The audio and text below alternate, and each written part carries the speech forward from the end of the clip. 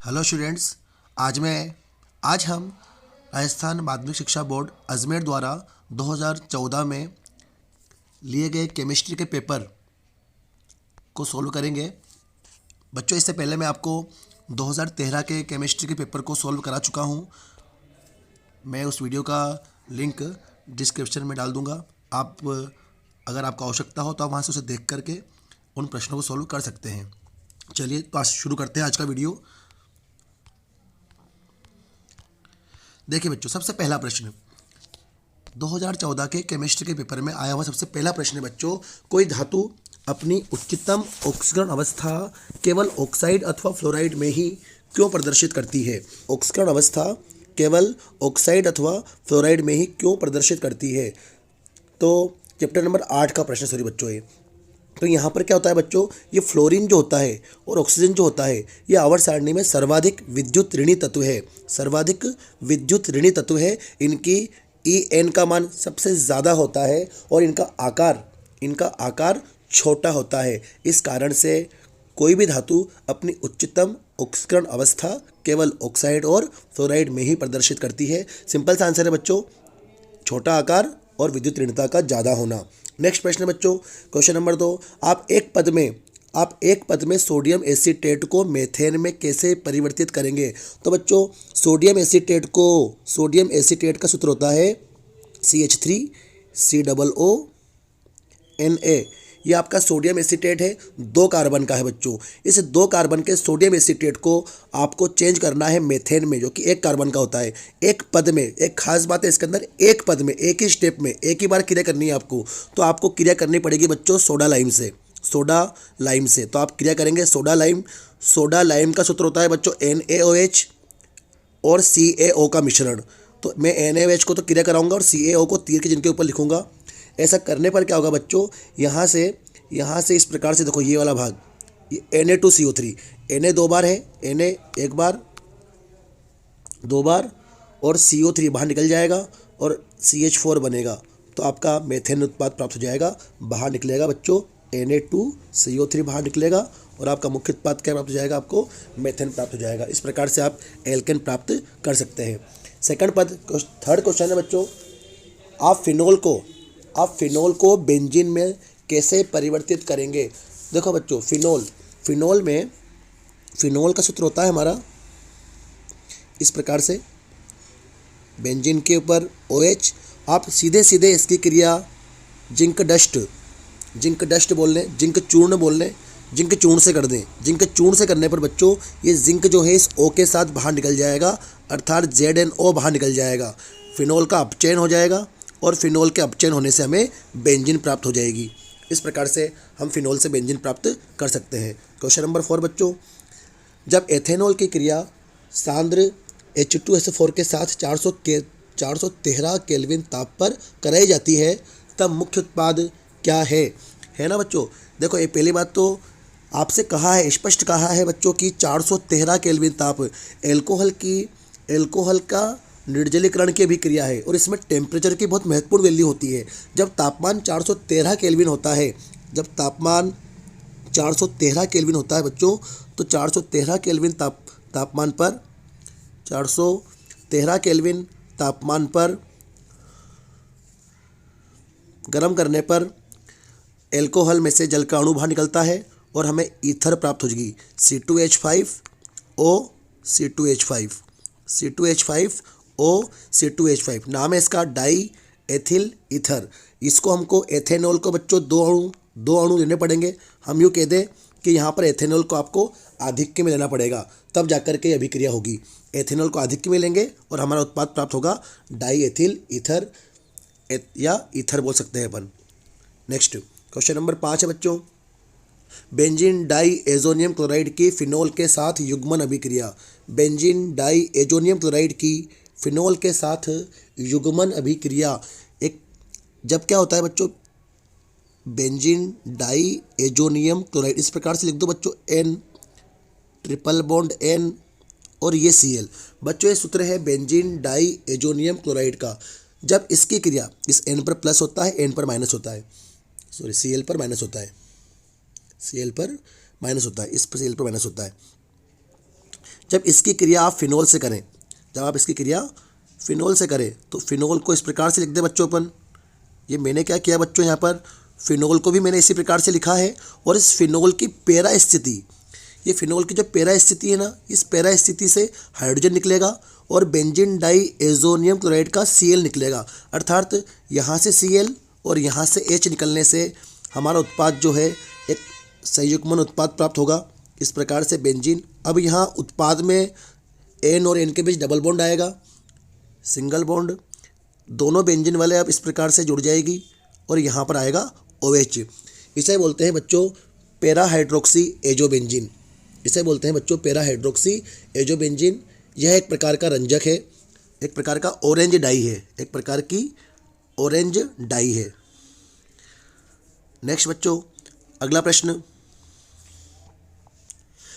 प्रश्न नंबर 6 का पहला एलिफेटिक और दूसरा एरोमेटिक प्राथमिक एमिनो की नाइट्रस अम्ल से अभिक्रिया। देखिए बच्चों अभिक्रिया नाइट्रस अम्ल से पूछी है, अभिक्रिया नाइट्रस अम्ल से पूछी है। तो मैं आपको एक बात बता दूं बच्चों, जब हम एलिफेटिक एमीन जैसे मैंने यहाँ पर लिया बच्चों C2H5NH2, ये हमारा है एलिफेटिक एमीन। गौर करना बच्चों, ये C2H5NH2 आपका एलिफेटिक एमीन है। इसकी क्रिया आप करेंगे नाइट्रस अम्ल से। नाइट्रस अम्ल का सूत्र होता है बच्चों HNO2, मैं उसको ऐसे लिख दूं N डबल बंद O और OH। देखिए बच्चों मैंने इस HNO2 को इस प्रकार से लिख दिया, ये इसकी संरचना होती है। तो जब इससे क्रिया करते हैं ना बच्चों, तो ये देखिए यहाँ से इस प्रकार से देखें आप, ये यहाँ से H2 निकल जाएगा, एक तो H2 निकलेगा, एक देखो ये वाला N और ये वाला N, एक N2 बाहर निकलेगा बच्चों। इस प्रकार से यहाँ से N2, इधर से राइट हैंड साइड से H2O, बीच में से देखो आप बच्चों N2 निकल जाएंगे। और अब इधर देखो बिल्कुल लेफ्ट हैंड साइड पर ऊपर है C2H5 और नीचे है OH। अर्थात इस अभिक्रिया में जब आप एलिफेटिक एमीन की क्रिया नाइट्रस अम्ल से करते हैं तो आपका मुख्य उत्पाद जो है बच्चों वो एल्कोहल प्राप्त होता है, एल्कोहल प्राप्त होता है। बस आपको एक बात और याद रखनी है, आपको यहाँ पर एथेनेमीन, आपको यहाँ पर कम से कम 2 कार्बन का लेना है। इसका नाम है बच्चों एथेनेमीन, कम से कम 2 कार्बन का लेना है, क्योंकि आप जब यहाँ पर 1 कार्बन का मेथिल एमीन या मेथेएमीन लेते हो तो मुख्य उत्पाद एल्कोहल प्राप्त न होकर ईथर प्राप्त हो जाता है, ये आपको याद रखना है। इसके बाद नेक्स्ट अभिक्रिया है बच्चों एरोमेटिक प्राथमिक एमीन से। एरोमेटिक प्राथमिक एमीन जो होता है, इसकी क्रिया जब अपन करते हैं बच्चों इस प्रकार से, मैंने कहा एरोमेटिक प्राथमिक एमीन, तो ये देखो आपका एनिलीन, ये आपका क्या हो जाएगा बच्चों एरोमेटिक एमीन। इस एरोमेटिक एमीन की क्रिया जब हम करेंगे बच्चों नाइट्रस अम्ल, तो आप करेंगे NaNO2 प्लस HCl से, NaNO2 प्लस HCl से। याद करो बच्चों डाई एजोटीकरण, एक अभिक्रिया थी डाई एजोटीकरण, 0 से 5 डिग्री सेल्सियस टेम्परेचर पर अभिक्रिया होती है। 0 से 5 डिग्री सेल्सियस बोल लो, या आप चाहो तो 273 से 278 केल्विन ताप बोल लो, इस टेम्परेचर पे क्रिया होती है बच्चों ये वाली। और ऐसा करने पर ये NH2 समूह जो है बच्चों वो N2Cl हम कहेंगे बेंजीन डाई एजोनियम क्लोराइड में चेंज हो जाता है। Benzene diazonium chloride, benzene के ऊपर N2Cl अभी कुछ देर पहले आया था बच्चों, उसमें चेंज हो जाता है, साथ में जल बनता है बच्चों और साथ में NaCl बनती है। इस प्रकार से अभिक्रिया होती है। तो प्राथमिक एमीन जो एलिफेटिक वाला है वो एल्कोहल बनाता है, जबकि जो एरोमेटिक वाला है बच्चों वो बेंजीन डाई एजोनियम क्लोराइड बनाता है। नेक्स्ट बच्चों अगला प्रश्न नंबर 7वां, ताप दृढ़ बहुलक क्या होते हैं। ताप दृढ़ बहुलक सुने बच्चों, आप सुनना अच्छे से कि ताप दृढ़ बहुलक क्या होते हैं। कि ऐसे बहुलक जो कि तिर्यकबद्ध अथवा अत्यधिक शाखित होते हों, जो कि तिर्यकबद्ध होते हों अथवा अत्यधिक शाखित होते हों, जिन्हें गर्म करने पर वो पहले नरम हो जाते हैं, उसके बाद फिर कठोर हो जाते हैं। हम ऐसा कह लें कि इन्हें गर्म करने पर ये दुर्गलनीय हो जाते हैं और इनका बार बार उपयोग नहीं किया जा सकता, वो कहलाते हैं बच्चों क्या, ताप दृढ़ बहुलक। आप एग्जाम्पल चाहें इसका तो बेकेलाइट लिख सकते हैं, बेकेलाइट, और आप और भी एग्जाम्पल चाहें तो आप यूरिया, फार्मेल्डिहाइड, रेजिन का प्रयोग कर सकते हैं। ओके बच्चों, नेक्स्ट क्वेश्चन नंबर 8 है बच्चों आपका PHBV बहुलक के एकलकों के नाम लिखिए। देखिए बच्चों, पी एकलक इकाई है बच्चों बीटा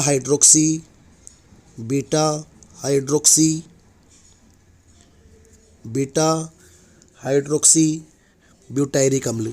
इसकी एक इकाई तो है बच्चों ब्यूटा हाइड्रोक्सी ब्यूटायरिक अम्ल। ओके बच्चों, इसी प्रकार इसकी दूसरी इकाई है बच्चों बीटा हाइड्रोक्सी वेलेरिक अम्ल। याद रखना बच्चों, एक 4 कार्बन की इकाई है और एक 5 कार्बन की इकाई है। बीटा हाइड्रोक्सी वेलेरिक अम्ल।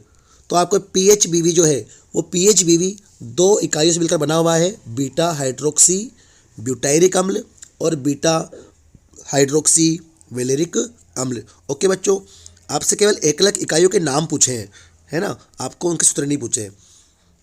अगला प्रश्न बच्चों, नायलॉन 6 किस प्रकार से प्राप्त किया जाता है? नायलॉन 6 किस प्रकार से प्राप्त किया जाता है? देखिए बच्चों, नायलॉन 6 प्राप्त करने के लिए आपको क्या करना पड़ेगा? यह एक प्रकार का संघनन बहुलक है। इसके लिए आपको हेक्सामेथिलीन डाइएमीन सूत्र होता है बच्चों NH2 CH2 का होल 6 और NH2, एक इकाई तो आपको ये लेनी पड़ती है, NH2 CH2 का होल 6 NH2, इसे बोलते हैं बच्चों हेक्सामेथिलीन डाइएमीन। जब इसका योग आप करते हो एडिपिक अम्ल से, एडिपिक अम्ल सूत्र होता है बच्चों इस प्रकार से COCOO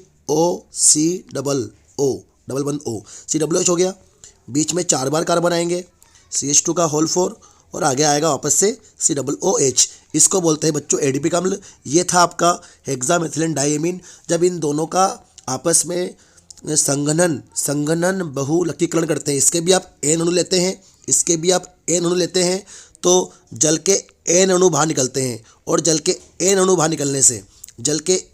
निकलने से बच्चों इस प्रकार से मैं कह दूं कि इस प्रकार से बहुलक का निर्माण होता है।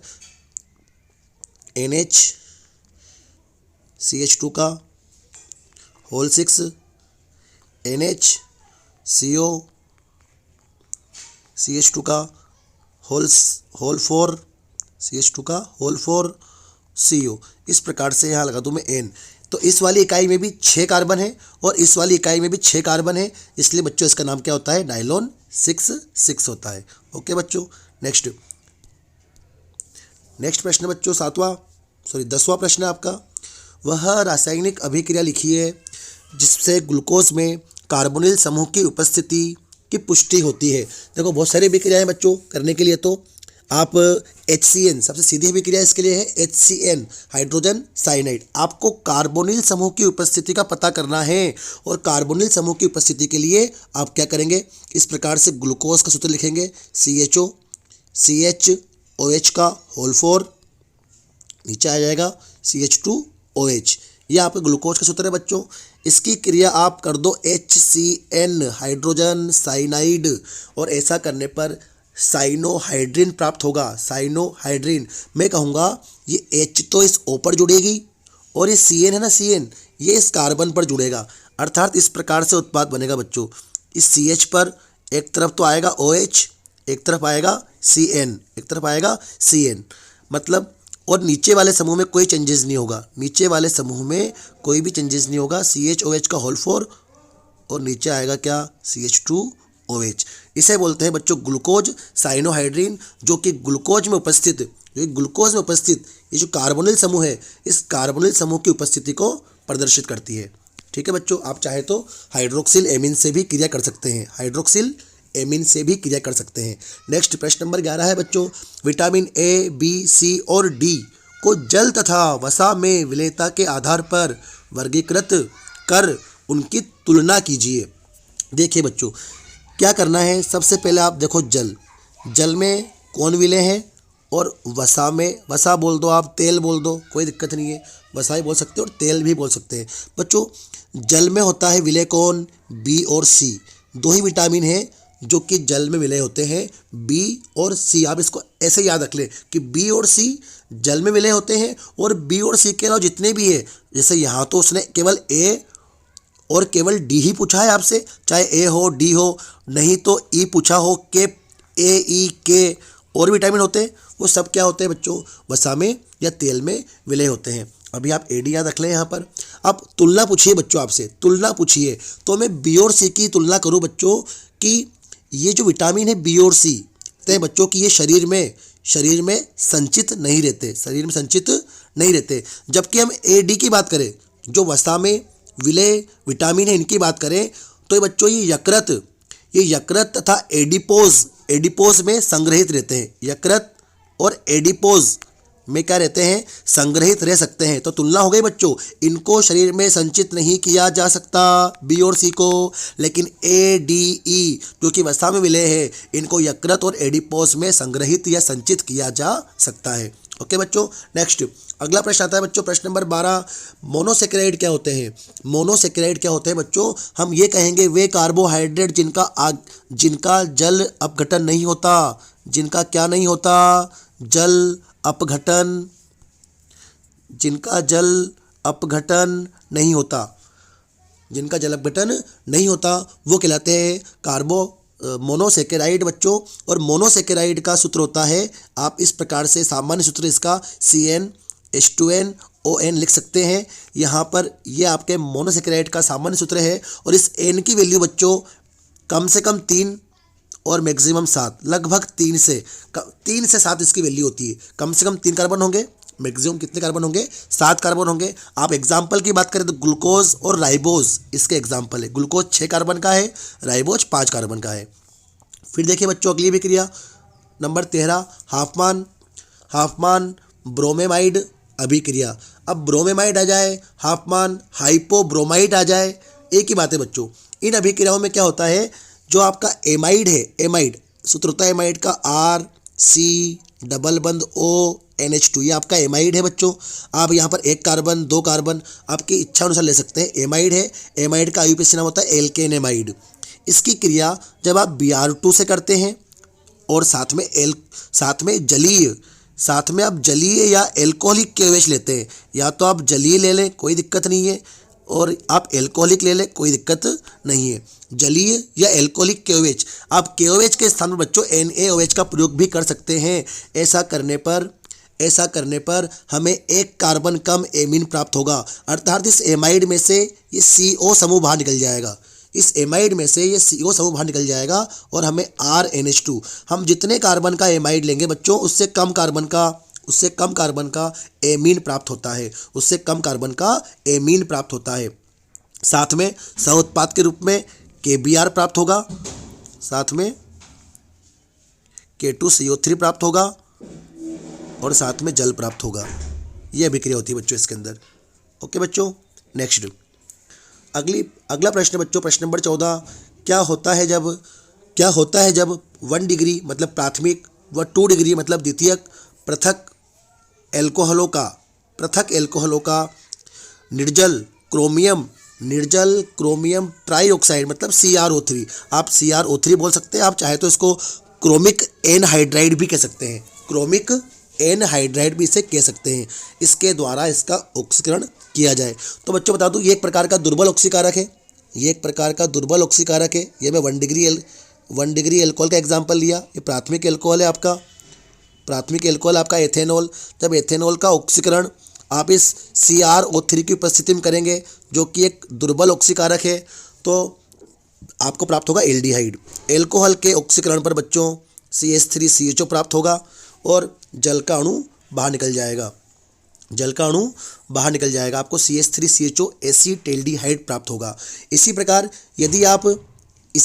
यदि आप क्या करें, सेकेंडरी एल्कोहल द्वितीयक एल्कोहल, मैंने ये देखिए बच्चों सेकेंडरी वाले कार्बन पर ये द्वितीयक कार्बन है आपका, इस द्वितीयक कार्बन पर OH लगा दिया, इसका नाम है आइसोप्रोपिल एल्कोहल या प्रोपेन-2-ऑल। आप जब इसका ऑक्सीडेशन भी दुर्बल ऑक्सीकारक की उपस्थिति में करें, तो प्राथमिक एल्कोहल से एल्डिहाइड बना था बच्चों, द्वितीयक एल्कोहल से कीटोन बनेगा, एक H ये निकलेगा और एक O यहाँ से निकलेगा, अर्थात हमें एसीटोन प्राप्त होगा इस प्रकार से।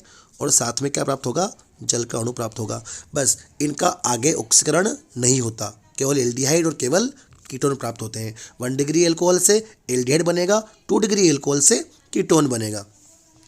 अगला प्रश्न देखिए बच्चों, प्रश्न नंबर 15। प्रश्न नंबर 15 चैप्टर नंबर 4 का प्रश्न है। निम्न अभिक्रियाओं की कोटि बताइए। आपको केवल कोटि बतानी है, बच्चों। देखें क्या होगा, सबसे पहले आप देखें कृत्रिम नाभिकीय क्षय। प्रश्न है आपका कृत्रिम नाभिकीय क्षय। बच्चों ये प्रथम कोटि की अभिक्रिया है, नेक्स्ट प्रश्न है बच्चों आपका, उच्च दाब पर गैसीय अमोनिया का पीटी सतह पर वियोजन, मतलब अमोनिया का वियोजन होगा, N2 और 3H2 बनेगी। यह बच्चों एक शून्य कोटि की अभिक्रिया है।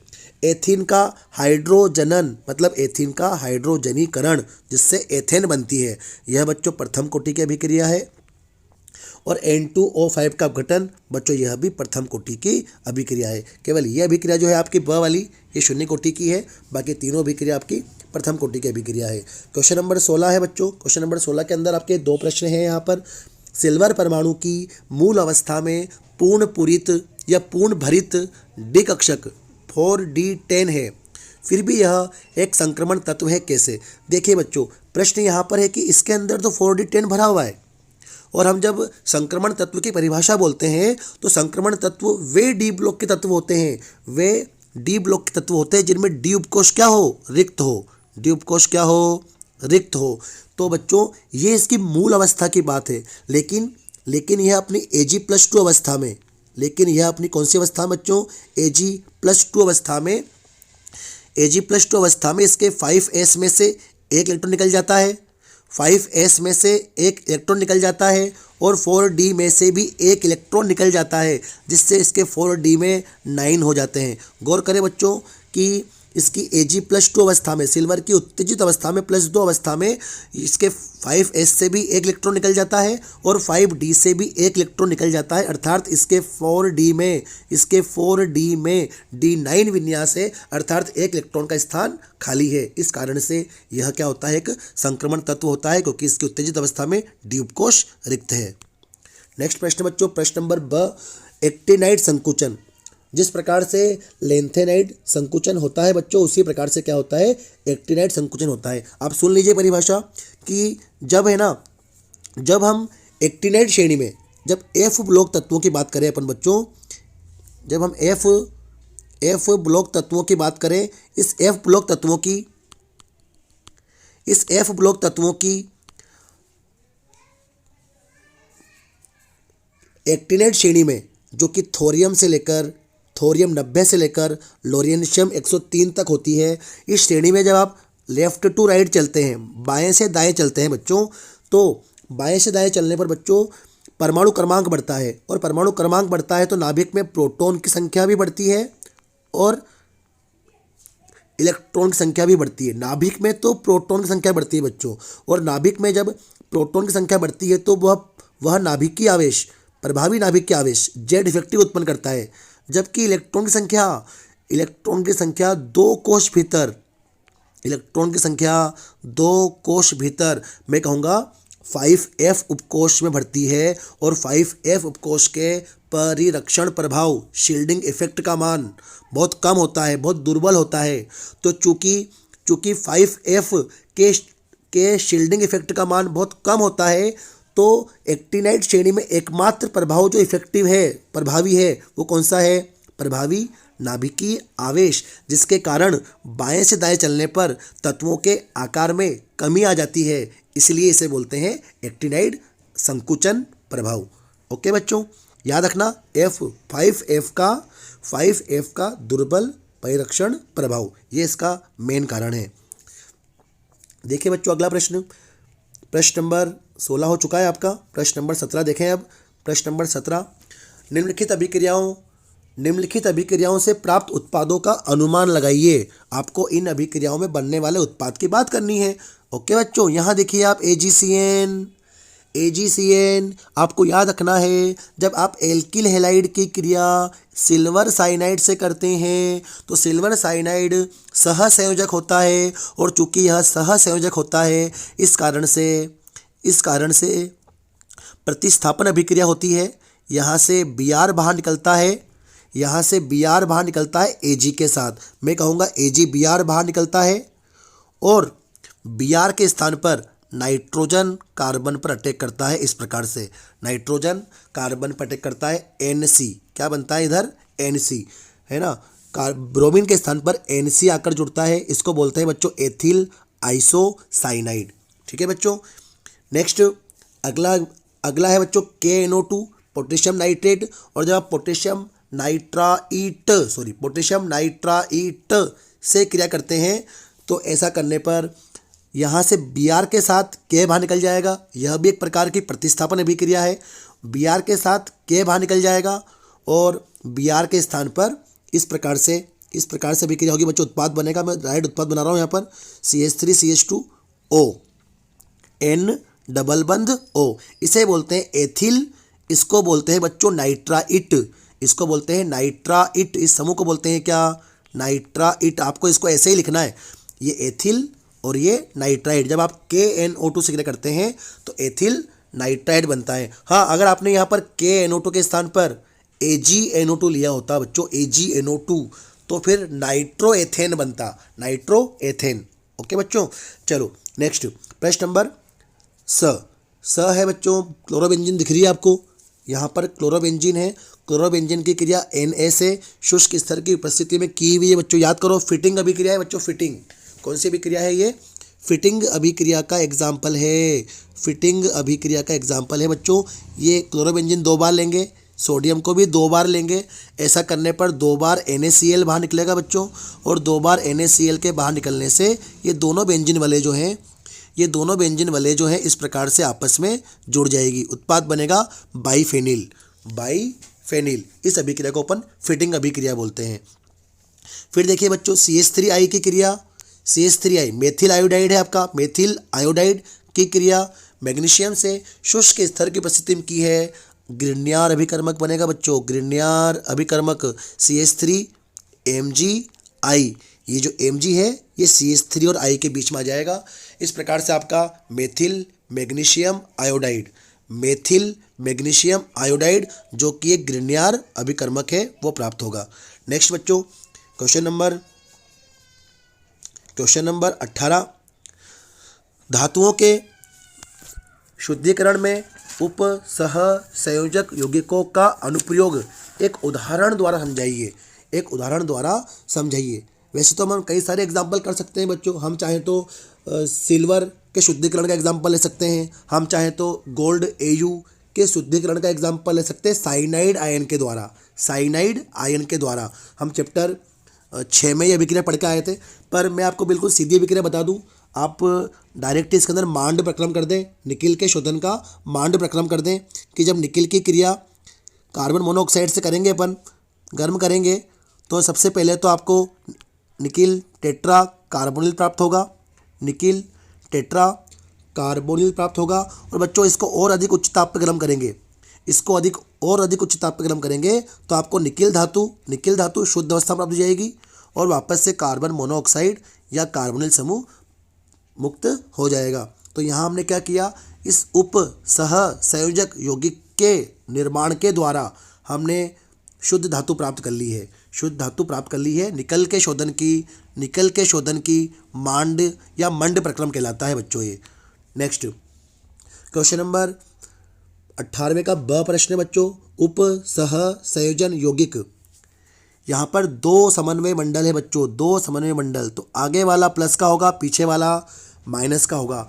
तो 2 समन्वय मंडल है, दोनों के अंदर केंद्रीय धातु आयन CMI के रूप में सिल्वर है बच्चों। इसका नाम पूछा है बच्चों आपसे, इसका नाम होगा, देखो सबसे पहले लिगेंड का नाम लिखेंगे यहाँ पर डाईएमीन, नाम होगा क्या, डाईएमीन और सिल्वर बोलेंगे बच्चों Ag को, क्या बोलेंगे बच्चों, इसको सिल्वर बोलेंगे, बिना स्पेस के नाम आएगा, ये पूरा नाम बिना स्पेस का आएगा।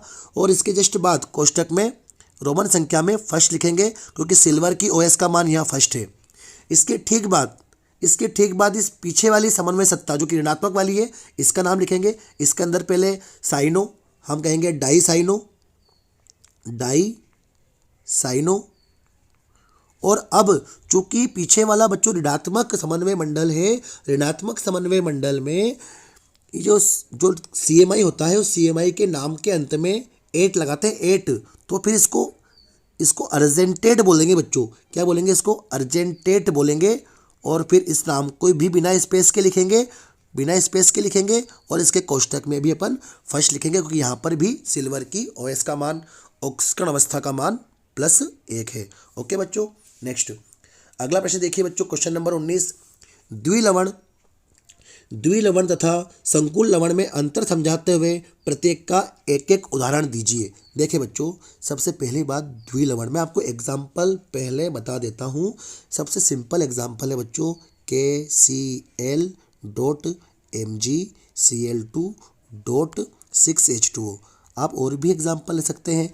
ये एग्जाम्पल है कार्नेलाइट का, ये एग्जाम्पल है बच्चों कार्नेलाइट का। ठीक है बच्चों, ये द्विक लवण का एग्जाम्पल है, यह द्विक लवण का एग्जाम्पल है। आप गौर करें, इस द्विक लवण का निर्माण किससे हुआ? एक तो KCl से हुआ। KCl खुद एक लवण है।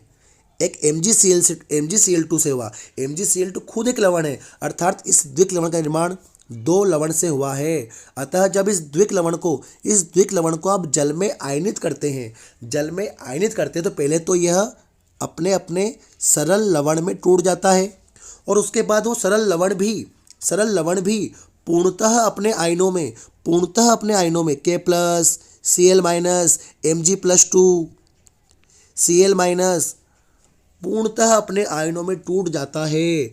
अर्थात इसका प्रत्येक आयन परीक्षण देता है। इसे तो बोलते हैं बच्चों अपन क्या? द्विक लवण। इसके कार्नेलाइट के स्थान पर आप चाहे तो मोहर लवण का प्रयोग कर सकते हैं, आप फिटकरी का एग्जाम्पल भी ले सकते हैं। फिर देखिए बच्चों, अगला पूछा है संकुल। तो संकुल का एग्जाम्पल बच्चों इस प्रकार से सरल धनायन हो गया। बड़े कोष्टक के अंदर सबसे पहले CMI हो गया, सेंट्रल मेटल आयन हो गया, और ये छोटे कोष्टक में हमने क्या लिख दिया? लिगेंड लिख दिया। इस प्रकार का एग्जाम्पल जो होता है वो संकुल लवण बोल दो या उप सह संयोजक यौगिक कह लो का होता है। अगर हम इस संकुल की बात करें बच्चों, जब इसको जल में आयनित करें तो ये यहाँ से टूटता है केवल। अर्थात इसमें केवल जो ये धनायन है ना K, ये सरल धनायन है, केवल यही आयन परीक्षण देगा। ये वाला एक जटिल आयन है, या संकुल आयन है, जो कि पूर्णतः अपने आयनों में वियोजित नहीं होता है। इस कारण से इस वाले के द्वारा आयन परीक्षण नहीं दिया जाएगा। तो हम कह सकते हैं बच्चों कि संकुल लवण आयन परीक्षण नहीं देते। हम संकुल लवण की परिभाषा भी यहाँ लिख सकते हैं। ठीक है बच्चों, एग्जाम्पल भी हो गया आपका, अंतर भी हो गया। नेक्स्ट अभिक्रिया है बच्चों, नेक्स्ट क्वेश्चन है बच्चों SN2। देखो द्विअणुक, यहाँ है द्विअणुक मतलब SN2, और यहाँ है एक आणविक नाभिक राही मतलब कि SN1। सीधी बात है बच्चों, SN2 और SN1 अभिक्रिया की क्रियाविधि में कोई 2 अंतर करते हैं। तो जैसा इसने पूछा है मैं वैसा ही करता हूँ बच्चों। यहाँ देखिए आप, सबसे पहले मैं इस साइड पर SN2 लिख देता हूँ और इस साइड पर मैं SN1 लिख देता हूँ। बच्चों SN2 अभिक्रिया एक पद में हो जाती है, एक पद में। SN1 अभिक्रिया 2 पद में होती है। इस अभिक्रिया में SN2 अभिक्रिया में मध्यवर्ती संक्रमण अवस्था बनती है, जबकि SN1 अभिक्रिया में बच्चों कार्बोकेटायन C पर प्लस का चिन्ह आता है, कार्बोकेटायन बनता है। 2 अंतर पूछे थे बच्चों, आप चाहे तो और भी अंतर लिख सकते हैं कि SN2 अभिक्रिया में अभिक्रिया का वेग 2 अभिकारकों की सांद्रता पर निर्भर करता है, द्वितीय कोटि की अभिक्रिया है। SN1 अभिक्रिया में अभिक्रिया का वेग 1 अभिकारक की सांद्रता पर निर्भर करता है, प्रथम कोटि की अभिक्रिया है। ठीक है बच्चों, इस प्रकार से आप और भी एग्जाम्पल लिख सकते, और भी पूछे तो और भी लिख सकते हैं आप यहाँ पर, है ना बच्चों।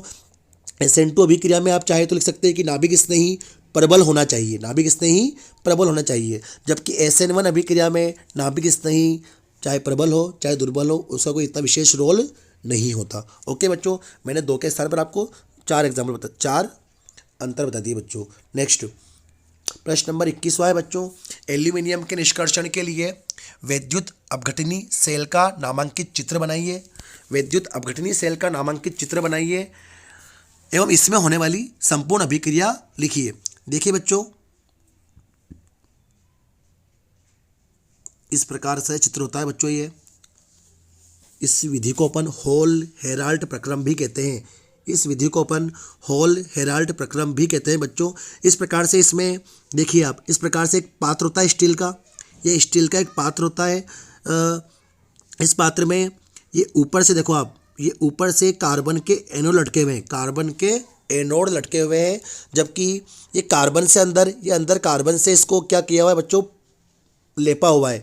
तो ये कार्बन से ही लेपा हुआ है, तो कार्बन का तो क्या है, कैथोड है। वो जो लेप रखा है ना, वो तो कार्बन का कैथोड है। और ये ऊपर से इसके अंदर छड़ लटकी होती है। ये छड़ें जो होती है ग्रेफाइट की होती है, कार्बन ही होता है, वो भी एक प्रकार से कार्बन का अपर रूप है, और वो एनोड कार्य कर रही होती है। जबकि इसके अंदर यहाँ विद्युत अपघट्य के रूप में, विद्युत अपघट्य के रूप में गलित Al2O3, गलित Al2O3 एल्यूमिना और साथ में Na3Al Na3Al को भरा होता है इसके अंदर विद्युत अपघट्य के रूप में। ठीक है बच्चों, ये तो इसका चित्र हो गया। अब बात इसकी अभिक्रिया की है, तो इसकी अभिक्रिया देख लीजिए बच्चों। इस विधि में क्या होता है, आप उस मेन चीज़ समझे कि आपने देखा था कि इसमें Al2O3 भरा हुआ था, तो क्या होता है, इस Al2O3 का विद्युत अपघटन होता है, और ऐसा होने पर हमें प्राप्त होता है क्या, Al+3 दो बार, और प्राप्त होता है क्या हमारे पास, O-2। इस प्रकार से हमें Al+3 और O-2, आप इसको बैलेंस करने के लिए, मैं पहले से इसको बैलेंस करने 2 बार ले लेता हूँ। ये इसको यहाँ 4 बार ले लेंगे अपन, तो यहाँ पर ये 6 बार बन जाएगा। सबसे पहले तो बच्चों ये क्रिया होती है, एल्यूमिना जो है ये 4 बार Al+3 में और 6 बार O-2 में आयनित होता है ना। वो Na3Al लिया था अपन ने वहाँ पर, वो क्रायोलाइट था बच्चों। अब क्या होता है, एनोड पर क्रिया होती है बच्चों। सबसे पहले एनोड पर क्या होगा, ये जो ऑक्सीजन आयन है, ये जो ऑक्साइड आयन है बच्चों, O-2 ऑक्साइड आयन है, ये एनोड पर जाता है। एनोड पर सदैव ऑक्सीकरण की क्रिया होती है, और ये ऑक्सीकरण की क्रिया के फलस्वरूप इलेक्ट्रॉन का त्याग करता है। ये इलेक्ट्रॉन त्यागता है, प्रत्येक O 2 इलेक्ट्रॉन त्यागती है, 6 O 12 इलेक्ट्रॉन त्यागेगी इस प्रकार से, और क्या बनेगा, 3O2 बनेगा। इसके बाद कैथोड पर क्या होगा बच्चों, ये जो Al+3 था आपका, Al+3 था, इसको हमने 4 बार लिया था, इसीलिए लिया था हमने बैलेंस करने के लिए यहाँ पर। तो कैथोड पर क्या होगा, कैथोड पर अपचयन की क्रिया होती है। तो ये Al+3 इस ऑक्सीजन द्वारा त्यागे गए इलेक्ट्रॉन को ग्रहण करती है, और ग्रहण करके बच्चों Al धातु का निर्माण करती है। इस प्रकार से इस विधि में हमें एल्यूमिनियम धातु प्राप्त हो जाती है। नेक्स्ट बच्चों, अगला क्वेश्चन इसका अथवा में है। 21वें क्वेश्चन का अथवा में क्वेश्चन है, मंडल परिष्करण का प्रक्रम का नामांकित चित्र बनाइए। यह विधि मुख्य रूप से किसमें उपयोगी है। देखना बच्चों, देखिए इस प्रकार से चित्र होता है। मंडल परीक्षण कह लें अपन, मंडल परिष्करण कह लें अपन, या अपन इसको क्या कह लें, जोन परिष्करण कह लें बच्चों। सबसे पहली बात कि ये विधि किस में उपयोगी है, तो ये विधि उपयोगी है बच्चों अति शुद्ध अतिचालकों व धातुओं के शुद्धिकरण में। अति शुद्ध अतिचालकों व धातुओं के शुद्धिकरण में, जैसे आपका जर्मेनियम हुआ Ge, जैसे आपके सिलिकॉन हुआ Si, जैसे आपके बोरोन हुआ, ठीक है बच्चों, गैलियम हुआ, इंडियम हुआ आदि, इनके शुद्धिकरण में ये काम में आती है बच्चों। इस विधि में इस प्रकार से उपकरण होता है। ये इस प्रकार से धातु की एक छड़ होती है बच्चों, यहाँ पर ये धातु की छड़ होती है बच्चों, ठीक है, जो कि इस हीटर या प्रेरक कुंडली के आगे पीछे चलती है। आपको केवल चित्र बनाना है बच्चों, इसका वर्णन नहीं करना है, केवल आप चित्र देख लें इसका। इस प्रकार चित्र होता है इसका। और मैंने बता दिया बच्चों आपको कहाँ काम आती है, कहाँ आती है। गैलियम हुआ, जर्मेनियम हुआ, सिलिकॉन हुआ, बोरोन हुआ, जो अति शुद्ध अति चालक है और जो धातुएं हैं उनके शुद्धिकरण में ये काम आती है। ये विधि नंबर हमारी क्वेश्चन नंबर हमारा 21वां पूरा हुआ बच्चों। देखिए बच्चों, प्रश्न नंबर 22वां आपका, किसी अभिक्रिया की अर्ध आयु क्या है? किसी अभिक्रिया की अर्ध आयु क्या है? सुने, किसी भी अभिक्रिया के होने का वह समय जिसमें वह अभिक्रिया आधी पूर्ण हो जाती है अर्ध आयु कहलाती है। या हम यूँ कहें, किसी भी अभिक्रिया का होने का वह समय जिसमें आधे अभिकारक उत्पाद में परिवर्तित हो जाते हैं जबकि आधे अभिकारक के रूप में ही रहते हैं, अर्ध आयु कहलाती है। नेक्स्ट आगे पूछा है बच्चों, प्रथम कोटि की अभिक्रिया के लिए वेग समीकरण से यह पुष्टि कीजिए कि अभिक्रिया की अर्ध आयु अभिक्रियकों मतलब अभिकारक की प्रारंभिक सांद्रता मतलब कि स्मॉल a पर निर्भर नहीं करती है। देखिए बच्चों, इसके लिए डायरेक्ट आपको प्रथम कोटि की अभिक्रिया का वेग गुणांक का सूत्र याद रखना पड़ेगा। सूत्र होता है बच्चों T बराबर 2.303 बटे K1 लिख दो आप, क्योंकि प्रथम कोटि का है, log a upon a minus x. यहाँ पर a प्रारंभिक सांद्रता है, यहाँ पर भी a प्रारंभिक सांद्रता है अभिकारक की, और x वो उत्पाद की मात्रा है। x क्या है? उत्पाद की मात्रा है जो उत्पाद में चेंज हो गया है। अब बच्चों एक बात आपको याद रखनी है यहाँ पर कि ये अर्ध आयु याद कर रहे हैं अपन, तो इस t के स्थान पर अपन t हाफ का प्रयोग करेंगे। t के स्थान पर अपन t हाफ का प्रयोग करेंगे इस प्रकार से। और एक बात और कि जो ये x है ना, x ये उत्पाद की मात्रा है, उत्पाद की सांद्रता है। ये अर्ध आयु पर मतलब उस अभिक्रिया के आधे समय पर अभिकारक की मूल सांद्रता का आधा बन चुका होता है। मतलब x के स्थान पर हम x के स्थान पर इसका प्रयोग करेंगे बच्चों और t के स्थान पर इसका प्रयोग करेंगे। आप अच्छे से देख लें इस चीज़ को और पुनः समझें।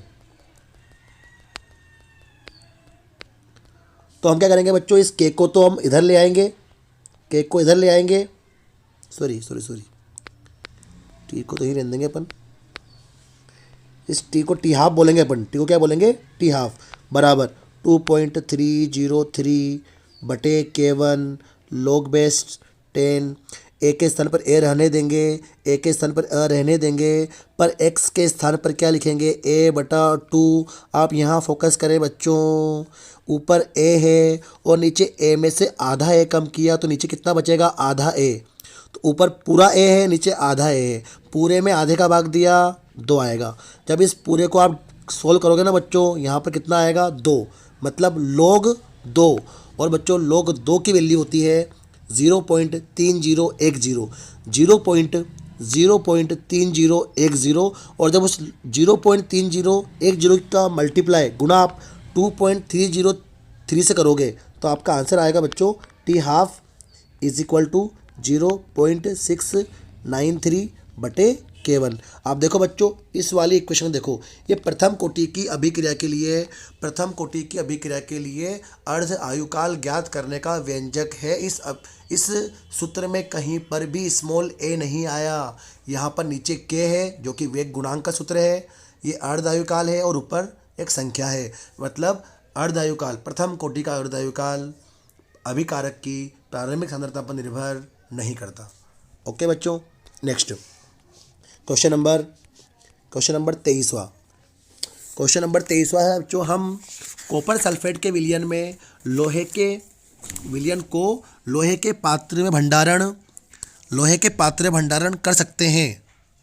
क्या हम आगे क्या लगा हुआ है बच्चों? क्या हम कॉपर सल्फेट के विलयन को लोहे के पात्र में भंडारण कर सकते हैं? बिल्कुल नहीं कर सकते बच्चों। क्यों नहीं कर सकते? कारण देखो इसका। आपने चैप्टर नंबर 3 में सक्रियता श्रेणी पढ़ी थी। हम वहाँ पढ़ कर के आए थे कि अधिक क्रियाशील धातु को ऊपर रखा गया है। चूँकि सक्रियता श्रेणी में Fe तो ऊपर आता है, जबकि कॉपर तो हाइड्रोजन के भी नीचे आता है। अर्थात आयरन जो है, Fe की क्रियाशीलता कॉपर से बहुत ज़्यादा होती है। आयरन की क्रियाशीलता कॉपर से बहुत ज़्यादा होती है। इसलिए जब हम इस प्रकार रखते हैं उसको, कॉपर सल्फेट के अंदर Fe को रखते हैं बच्चों, तो ये FeSO4 बन जाता है और वहाँ से क्या होती है, कॉपर धातु विस्थापित हो जाती है। इसलिए अपन हम कॉपर सल्फेट को Fe के पात्र में नहीं रख सकते। नेक्स्ट, कोलराउश के नियम लिखिए। कोलराउश का नियम लिखिए। देखो बच्चों, कोलराउश का नियम आपने पार्ट नंबर 3 में पढ़ा होगा कि अनंत तनुता पर दुर्बल विद्युत अपघट्य की तुल्यांकी चालकता, चूंकि अनंत तनुता पर है तो मैंने ऊपर इनफाइनाइट का प्रयोग कर लिया, ठीक है बच्चों, और मैं तुल्यांकी चालकता बोल रहा हूँ तो मैंने यहाँ EQ का प्रयोग कर लिया। अनंत तनुता पर किसी दुर्बल विद्युत अपघट्य की तुल्यांकी चालकता का मान उस विद्युत अपघट्य में उपस्थित धनायन व ऋणायन की अनंत अनुताओं पर तुल्यांकी चालकताओं के योग के बराबर होती है। यही क्या है, आपके कोलराउश का नियम है। आप चाहें तो तुल्यांकी चालकता के स्थान पर मोलर चालकता शब्द का प्रयोग कर सकते हैं, ठीक है बच्चों। इसके बाद यहाँ पर एक अनुप्रयोग भी पूछा है, तो आप इसका एक सीधा क्या है कि हम है ना, कभी भी है ना, जो दुर्बल विद्युत अपघट्य है, जो हमारा दुर्बल विद्युत अपघट्य है CH3COOH, हम प्रत्यक्ष रूप से इसकी तुल्यांकी चालकता ज्ञात नहीं कर सकते या मोलर चालकता ज्ञात नहीं कर सकते, क्योंकि दुर्बल विद्युत अपघट्य है, यह पूर्णतः अपने आयनों वियोजित नहीं होता, अनंत तनुता पर भी अपने आयनों वियोजित नहीं होता। तो फिर इस दुर्बल विद्युत अपघट्य की तुल्यांकी चालकता ज्ञात करने के लिए बच्चों हम किन्हीं ऐसे विद्युत अपघट्यों का प्रयोग करते हैं जो कि प्रबल हो। जैसे मैं यहाँ बताऊँ बच्चों आपको कि मान लो हम किसका प्रयोग करें, CH3COONA का प्रयोग करें। सोडियम एसीटेट है, यहाँ पर एक प्रबल विद्युत अपघट्य है। HCl, ये भी प्रबल विद्युत अपघट्य है। और एक और ले अपन NaCl, ये भी क्या है, प्रबल विद्युत अपघट्य है। तो मैंने क्या कहा बच्चों, दुर्बल विद्युत अपघट्य CH3COOH की तुल्यांकी चालकता ज्ञात करने के लिए हम क्या करें, प्रबल विद्युत अपघट्यों का प्रयोग करें। ऐसे प्रबल विद्युत अपघट्यों का प्रयोग करें जिनमें दुर्बल का कोई आयन उपस्थित हो। तो मैंने यहाँ पर 3 एग्जाम्पल लिए बच्चों। ये आप क्या करेंगे, इसका और इसकी तुल्यांकी चालकता निकाल करके समीकरण 1 और समीकरण 2 को जोड़ेंगे और उसमें समीकरण 3 को माइनस करेंगे। ऐसा करेंगे तो आप CH3COOH की तुल्यांकी चालकता ज्ञात कर सकते हैं बच्चों, ठीक है। आप अपनी नोटबुक से इसको देख लें एक बार, अपन किस प्रकार से किया हुआ है अपन ने। क्वेश्चन नंबर 24 देखिए बच्चों। क्वेश्चन नंबर 24 है बच्चों, लोहे पर जंग लगने की संपूर्ण रासायनिक अभिक्रिया लिखिए। लोहे पर जंग लगने की संपूर्ण रासायनिक अभिक्रिया लिखिए। देखो, लोहा जो होता है बच्चों, उस पर सबसे पहली बात क्या होता है, संपूर्ण अभिक्रिया लिखनी है आपको। तो लोहे पर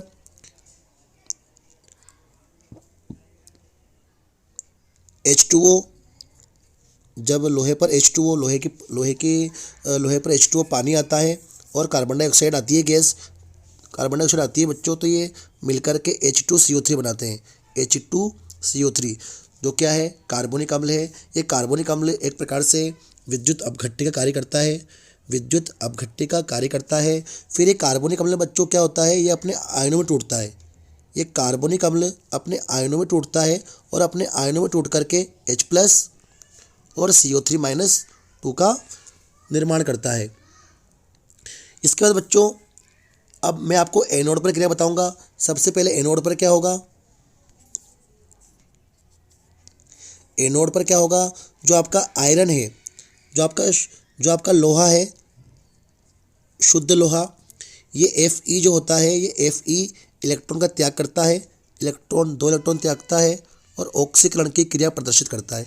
मैं इसको बैलेंस करने के लिए यहाँ पर इसको 2 बार ले लेता हूँ, पहले से 2 बार ले लेता हूँ, आगे काम आएगा हमारे ये। यहाँ भी 2 बार ले लेता हूँ, तो यहाँ 4 बार आपका इलेक्ट्रॉन बनेगा। ये आपकी इक्वेशन नंबर 1 हो जाएगी। सबसे पहले एनोड पर क्या हुआ, ऑक्सीडेशन होगा। इसके बाद बच्चों कैथोड पर, जो आपका कैथोड है, इस कैथोड पर कैथोड पर जो ऑक्सीजन है ना बच्चों, ऑक्सीजन, वो oxygen O2 gas, O2 gas, वो O2 गैस क्या करती है, लोहे पर जब जंग लगता है बच्चों तो उस पर उसकी जल की बूंदें आती है, जल की बूंदों के ऊपर CO2 गैस भी आती है और O2 गैस भी आती है। तो CO2 गैस की बात तो हमने पहले कर ली, वो O2 गैस जो है ना वो काम यहाँ आ रही है। अब वो O2 गैस जो कि अशुद्ध लोहे पर है, अशुद्ध लोहे पर O2 गैस है, वो O2 गैस जो अभी कुछ देर पहले H2CO3 प्लस के अंदर H प्लस आयन थे, उन H प्लस आयन से क्रिया करेगी। साथ में ये जो इलेक्ट्रॉन त्यागे थे अभी हाल, इन 4 इलेक्ट्रॉन को ग्रहण करेगी और इनको ग्रहण करके बच्चों जल के अणु का निर्माण करेगी। तो 2 बार क्या बनेगा, H2O बनेगा, 2 बार क्या बनेगा, H2O बनेगा। इस प्रकार से आपका एनोड और कैथोड पे अभिक्रिया होगी। आप दोबारा समझ ले बच्चों कि Fe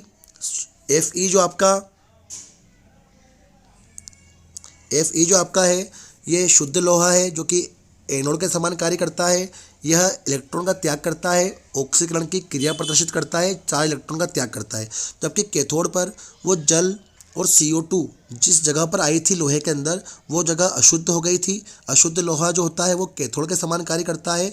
उस जल में CO2 के साथ साथ O2 भी है। वो O2 जो H2CO3 ने H प्लस त्यागे थे वो और 4 इलेक्ट्रॉन इनसे क्रिया करेगी और क्रिया करके क्या बनाएगी बच्चों, जल के अणु का निर्माण करेगी। जब इन दोनों अभिक्रियाओं को जोड़ेंगे, जब इन दोनों अभिक्रियाओं को जोड़ेंगे बच्चों तो एक नेट सेल अभिक्रिया आएगी।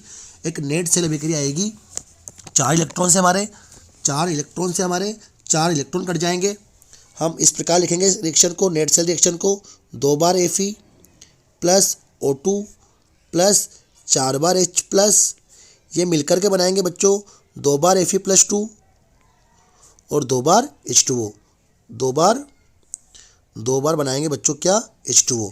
ठीक है बच्चों, इस प्रकार से अभिक्रिया होती है बच्चों। यहाँ पर ये हमारी नेट सेल रिएक्शन है। अभी भी लोहे पर जंग लगने की क्रियाविधि पूरी नहीं है बच्चों। अब आगे क्या होगा फिर देखना बच्चों। अब इस प्रकार जो Fe+2 आयन बना है बच्चों, इस प्रकार जो Fe+2 आयन बना है बच्चों, वो Fe+2 आयन जल में गतिशील हो जाएगा, जल में गतिशील हो जाएगा, अर्थात जल से क्रिया करेगा, जल से क्रिया करेगा और जल से क्रिया करने के साथ साथ ऑक्सीजन से भी क्रिया करेगा, ऑक्सीजन से भी क्रिया करेगा और क्रिया करके Fe2O3 बनाएगा बच्चों, Fe2O3 बनाएगा, साथ में 4 बार H प्लस बनाएगा। इस प्रकार से वो Fe+2 आयन जो नेट सेल अभिक्रिया में बना था वो जल में गतिशील होकर वायु से क्रिया कर Fe2O3 बनाता है और ये Fe2O3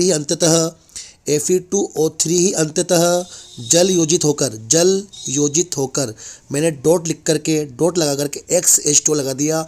X के स्थान पर 3 H2 कर सकते हैं, 5 H2 भी कर सकते हैं। मैंने यहाँ XH2 लगा दिया बच्चों और इस प्रकार से जंग बन जाता है। ये जंग का सूत्र है। इस प्रकार से जंग लगने की क्रियाविधि पूरी होती है। ओके बच्चों, नेक्स्ट अगला प्रश्न है हमारा, डेनियल सेल की संपूर्ण अभिक्रियाएं दीजिए, वह सेल के लिए नैनसेल्ड समीकरण का गणितीय रूप लिखिए। देखिए बच्चों, बात किसकी है, डेनियल सेल की। डेनियल सेल एक आपका गैल्वेनिक सेल होता है ना। केवल आपको अभिक्रिया लिखनी है। मैं आपको बता दूं, इस डेनियल सेल में ZnSO एक पात्र में ZnSO4 का विलयन होता है, उसमें जिंक की 6 डूबी होती है, जबकि दूसरे पात्र में कॉपर सल्फेट का विलयन होता है और उसमें कॉपर की 6 डूबी होती है। चूँकि जिंक अधिक क्रियाशील धातु है इसलिए एनोड के रूप में कौन कार्य करेगा, जिंक कार्य करेगा। तो क्या होगा बच्चों, देखना, सबसे पहले एनोड पर वो जिंक की धातु जो होती है ना, वो इलेक्ट्रॉन का त्याग करेगी और इलेक्ट्रॉन त्याग करके Zn+2 बनाएगी और 2 इलेक्ट्रॉन मुक्त करेगी। बात बहुत खास है बच्चों, 2 इलेक्ट्रॉन। अभी जब मैं आपको नैनसेल्ड समीकरण सोल्व कराऊंगा इसकी, तब वहाँ 2 इलेक्ट्रॉन की काम आएंगे हमारे, याद रखना आप। कैथोड पर क्या होगा, कैथोड पर क्या होगा देखना बच्चों। अब कैथोड पर क्या होगा, कैथोड पर Cu+2 आयन होते हैं। कॉपर सल्फेट के विलयन से Cu+2 आयन प्राप्त होते हैं जो कॉपर की छड़ पर जाकर एकत्रित हो जाते हैं।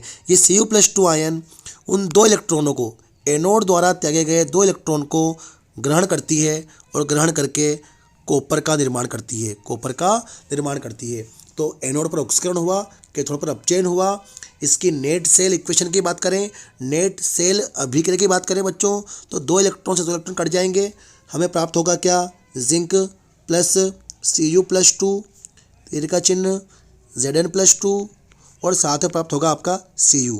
ठीक है बच्चों, ये आपकी डेनियल सेल की संपूर्ण अभिक्रिया है। इस अभिक्रिया में कितने इलेक्ट्रॉन, 2 इलेक्ट्रॉन का प्रवाह हो रहा है। 2 इलेक्ट्रॉन जिंक से कॉपर की ओर जा रहे हैं। इन 2 इलेक्ट्रॉन की संख्या को बच्चों स्मॉल n कहते हैं, स्मॉल n कहते हैं। मैंने इसलिए बताया बच्चों आपको ये, अभी हमारे नेनसेल्ट समीकरण में काम आएगा। ये हमारे नेनसेल्ट समीकरण में हमारे काम आने वाला है बच्चों। पहले भी इस प्रकार का प्रश्न 2013 के पेपर में आ चुका है बच्चों। देखो क्या होगा, नेनसेल्ट समीकरण क्या होती है हमारी, ई सेल, ई नोट सेल, सॉरी नोट नहीं आएगा यहाँ पर, नोट नहीं आएगा, एक मिनट रुकिए। देखिए बच्चों, ई सेल बराबर ई नोट सेल माइनस 0.0 माइनस 0.0591 बटा n। ये n खास है बच्चों, ये n खास है। ये n मतलब इलेक्ट्रॉन की संख्या, और यहाँ पर आएगा लॉग ऊपर तो आएगा बच्चों उत्पाद, नीचे आएगा अभिकारक। उत्पाद में जलीय विलयन के रूप में जिंक प्लस टू था, जबकि अभिकारक नीचे आएगा, अभिकारक में जलीय विलयन के रूप में Cu+2 था। ऊपर उत्पाद आएगा, नीचे अभिकारक आएगा, जलीय विलयन वाले आएंगे। और मैं क्या कह रहा हूँ बच्चों कि आपको क्या करना है, इस n के स्थान पर अगले स्टेप में इस n के स्थान पर आपको 2 लिख देना है, क्योंकि डेनियल सेल में प्रवाहित होने वाले इलेक्ट्रॉन कितने थे, 2 थे। तो आपको n के वैल्यू 2 रख देनी है। इस प्रकार से आप नेनसेल्ट समीकरण लिख सकते हैं, किसके लिए, डेनियल सेल के लिए। चलिए बच्चों, अगला प्रश्न है आपका 25वें का अ वाला। यह मानते हुए कि परमाणु एक दूसरे के संपर्क में है, सरल घनीय, बच्चों देखो बात समझो आप, सरल घनीय मतलब कि आज से आपसे कहा है SCC धातु क्रिस्टल में संकुलन क्षमता की गणना कीजिए। वैसे इसके लिए मान होता है 52.4%। गणना करने की बोलिए बच्चों, देखो आप, मैं आपको समझाता हूँ यहाँ पर।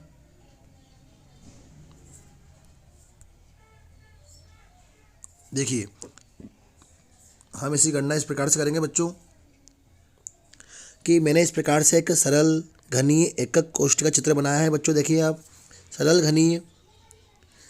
घनीय एकक कोष्ठिका का चित्र बनाया है बच्चों मैंने यहाँ पर, कि इस चित्र में सरल घनीय एकक कोष्ठिका में क्या होता है, SCC में क्या होता है, केवल 8 कोनों पर एक एक कण होता है। क्योंकि 8 कोनों पर एक एक कण होता है ना, तो फिर उसका योगदान उस घन में 1/8 होता है। अतः अगर हम SCC में कणों की संख्या ज्ञात करें तो SCC में कण कितने आएंगे बच्चों, 1।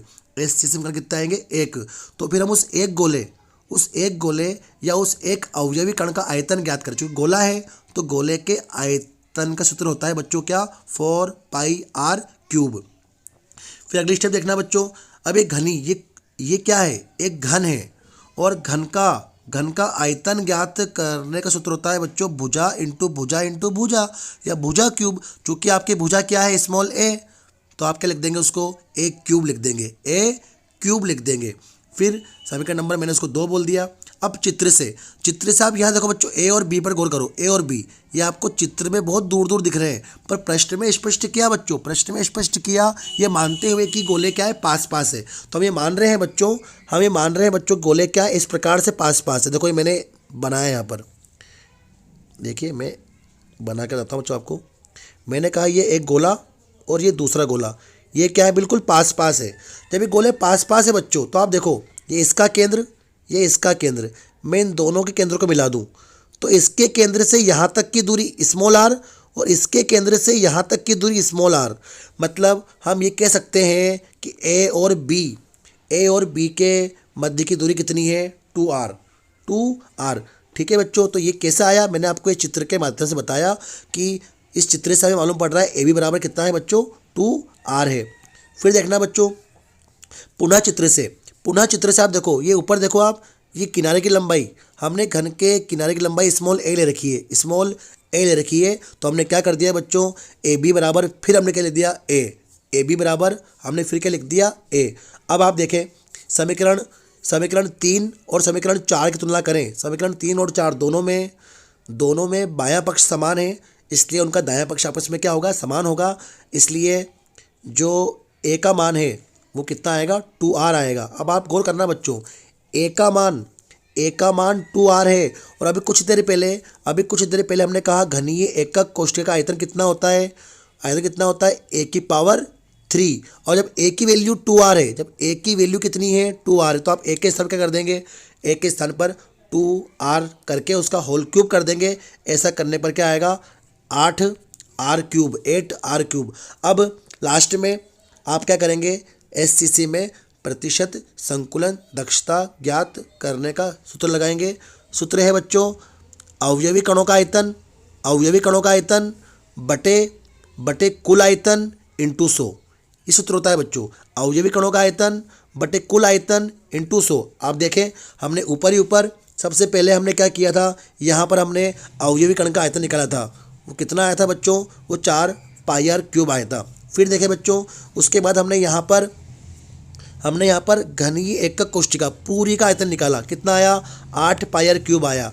इन दोनों का आपस से भाग देंगे, इंटू 100 करेंगे, आपका आंसर कितना आ जाएगा, 52.4 आ जाएगा। एक बार देख लीजिए आप, इस प्रकार सोल्व किया है मैंने इसको। ठीक है बच्चों, नेक्स्ट बढ़ते हैं आगे।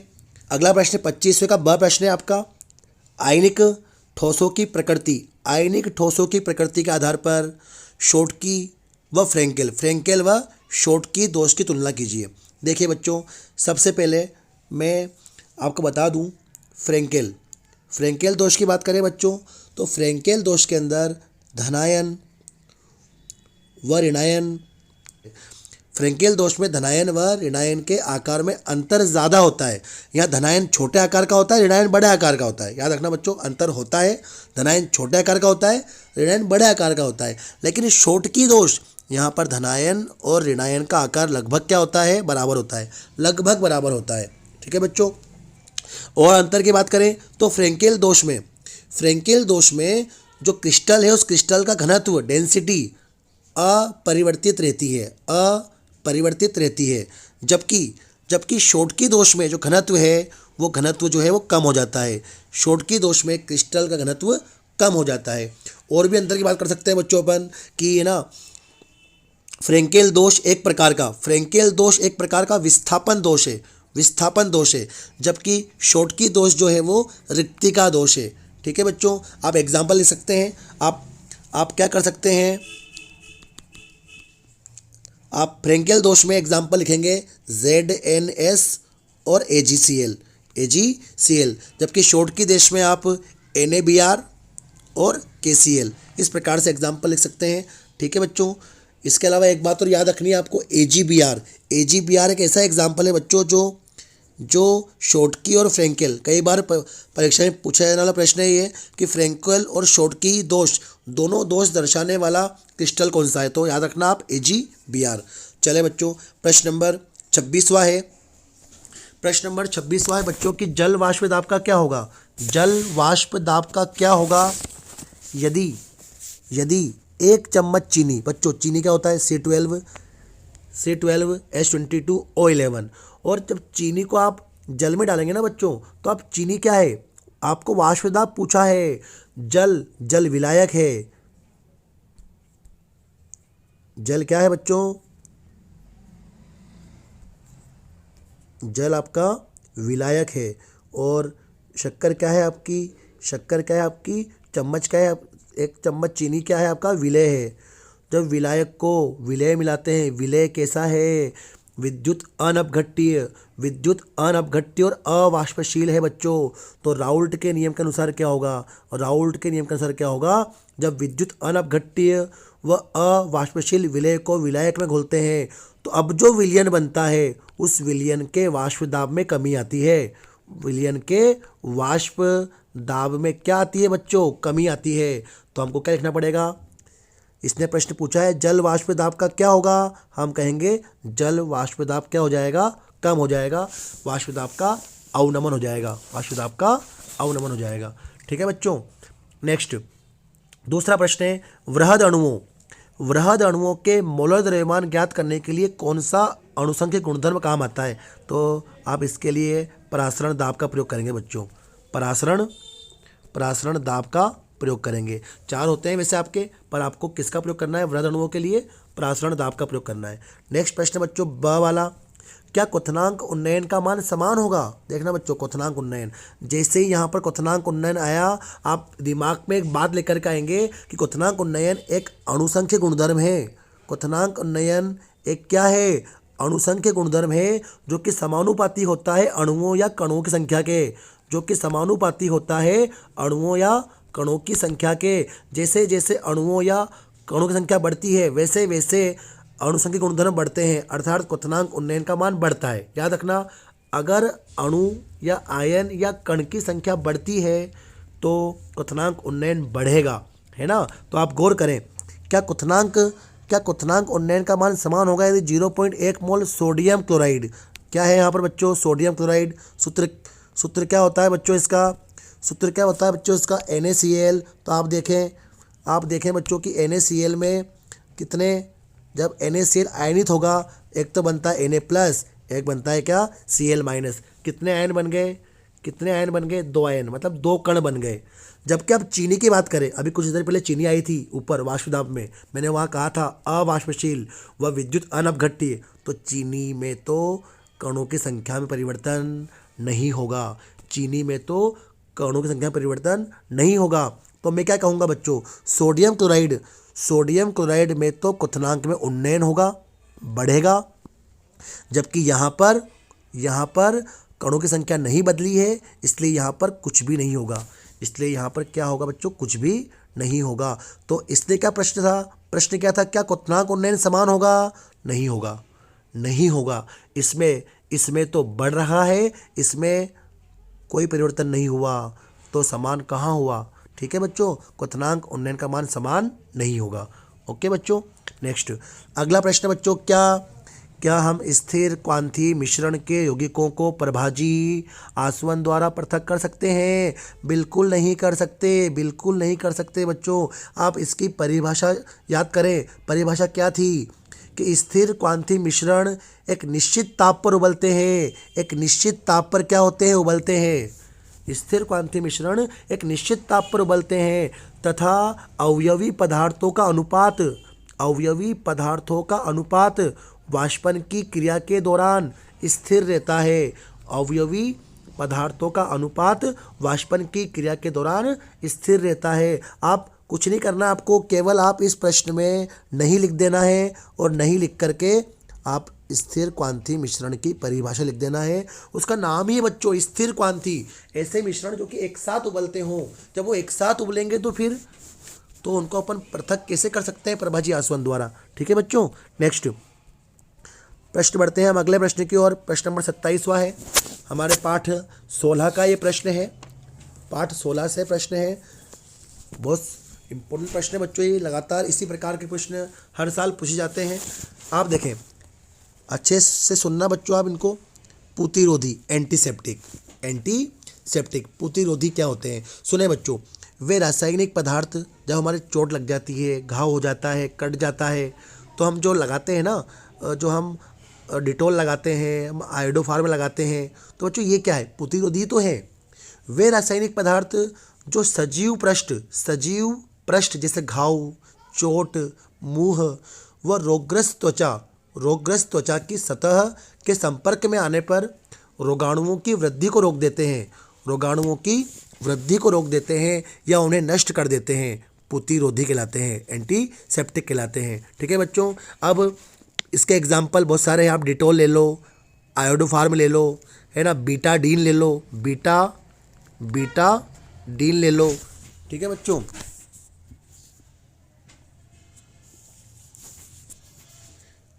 आप सोफ्रोमाइसिन के एग्जाम्पल का प्रयोग भी कर सकते हैं। बहुत सारे एग्जाम्पल है बच्चों, सोफ्रोमाइसिन। ठीक है बच्चों, ये हमारा क्या है, प्रतिरोधी है, एंटीसेप्टिक है। नेक्स्ट है बच्चों कृत्रिम मधुरक। कृत्रिम मधुरक, नाम में आ रहा मधुरक मतलब वे रसायन जो शर्करा नहीं देते, वे रसायन जो शर्करा नहीं देते, जिनके शुगर का मान शून्य होता है, जो शुगर का मान शून्य होता है, जो हमारी एनर्जी को नहीं बढ़ाते लेकिन भोजन की मिठास को तो बढ़ा देते हैं, भोजन की मिठास को तो बढ़ा देते हैं, जो मधुमेह के रोगियों को शर्करा के विकल्प के रूप में प्रदान किए जाते हैं, वो कहलाते हैं क्या, कृत्रिम मधुरक। आप एग्जाम्पल लिख सकते हैं सेकेरिन, याद करें बच्चों, सबसे मेन एग्जाम्पल सेकेरिन। और भी एग्जाम्पल है, आप चाहे तो सुक्रालोज, एस्पार्टम, बहुत सारे एग्जाम्पल है बच्चों, आप एक दो एग्जाम्पल याद कर लें, काफ़ी है आपके लिए। नेक्स्ट है बच्चों प्रतिअम्ल। प्रतिअम्ल मतलब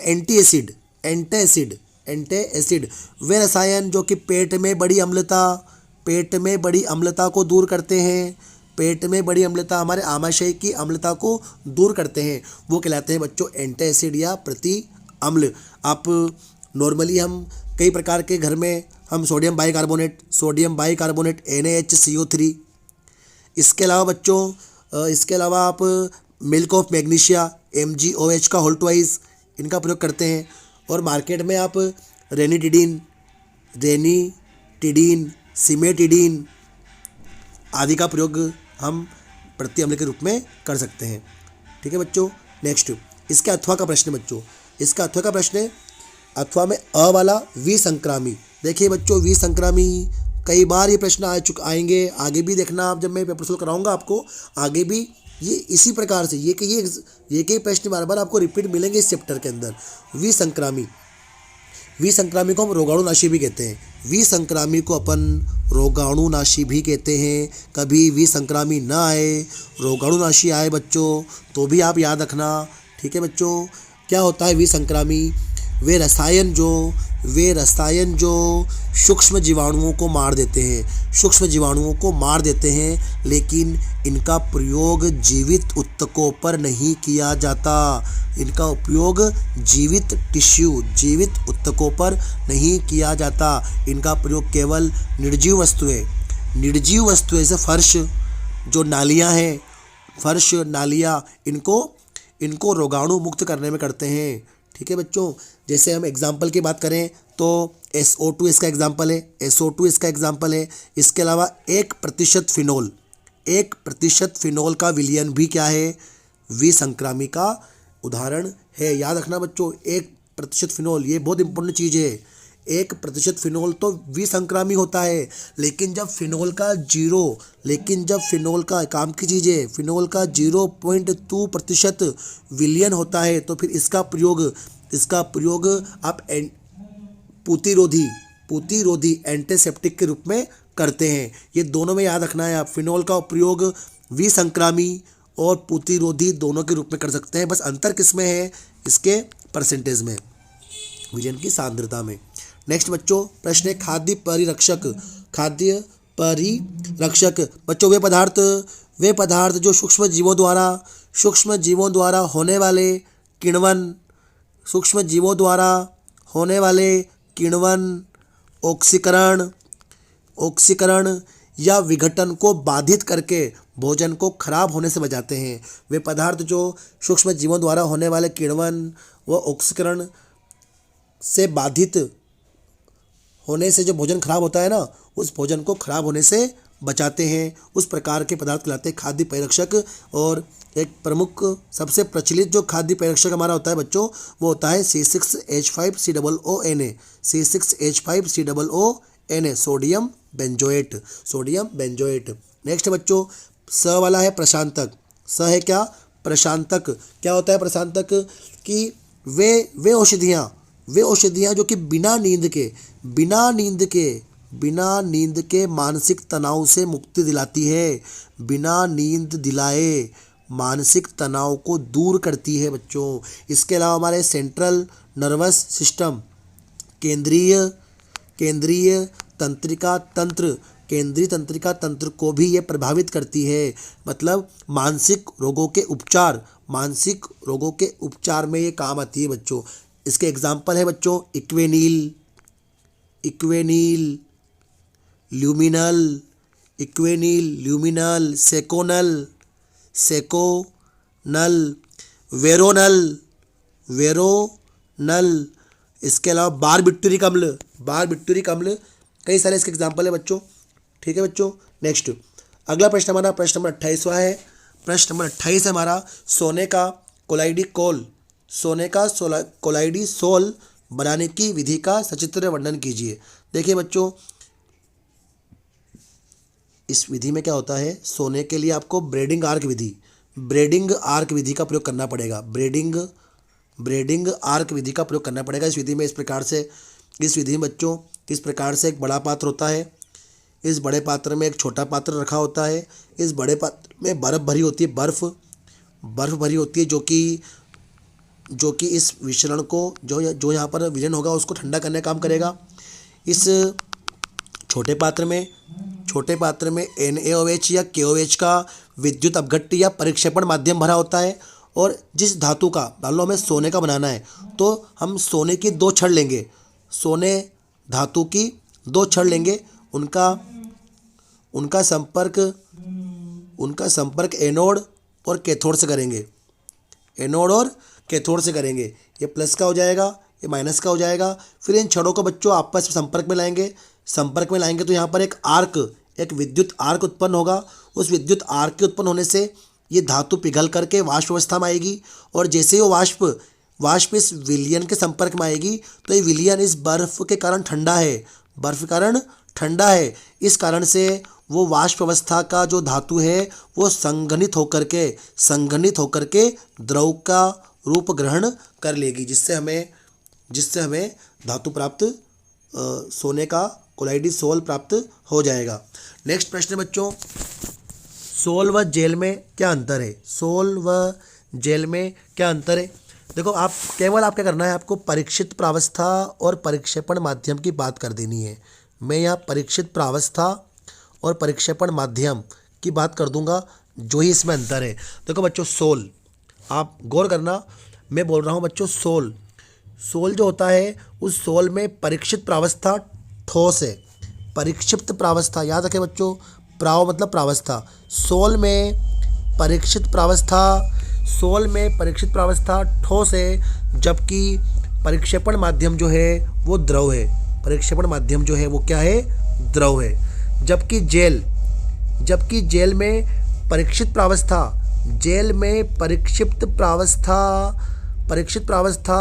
द्रव अवस्था में होती है, और परिक्षेपण माध्यम जो है वो ठोस अवस्था में होता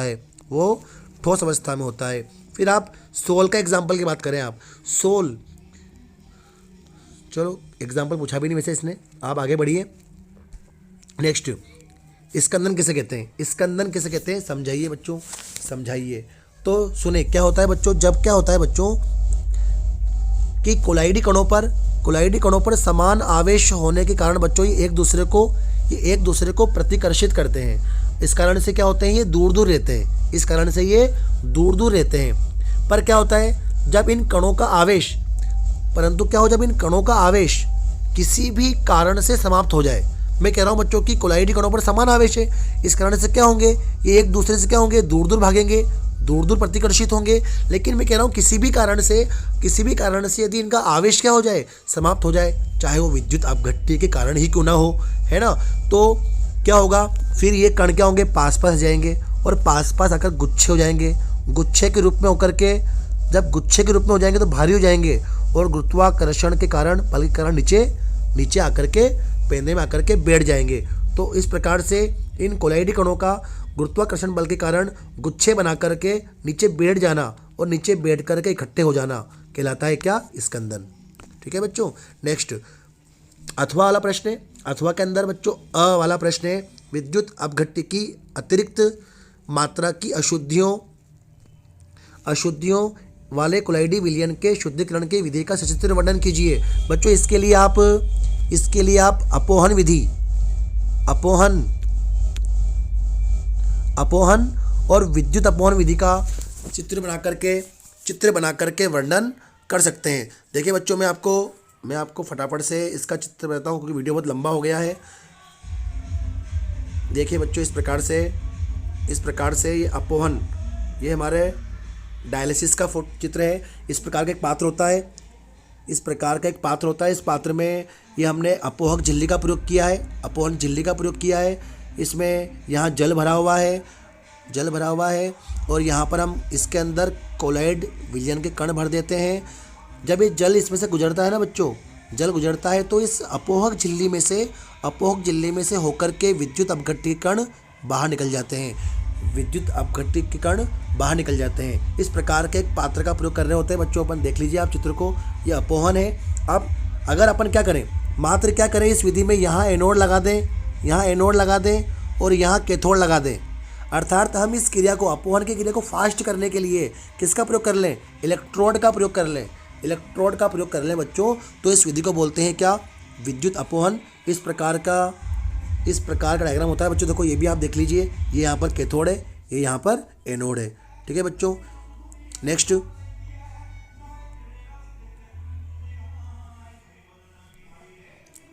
अगला प्रश्न है बच्चों ब वाला, एरोसोल। एरोसोल व फोम में क्या अंतर है? देखिए बच्चों, एरोसोल, अब नाम में एयर है ना, अंतर करना है ना बच्चों जब भी इस प्रकार से, तो आप क्या करें, परीक्षित प्रावस्था है ना। मैं आपको बताता हूँ बच्चों कि जो परीक्षित प्रावस्था है, जो आपका एरोसोल है, इस एरोसोल में परीक्षित प्रावस्था द्रव और ठोस हो सकती है, द्रव और एरोसोल में परीक्षित प्रावस्था द्रव या ठोस हो सकती है।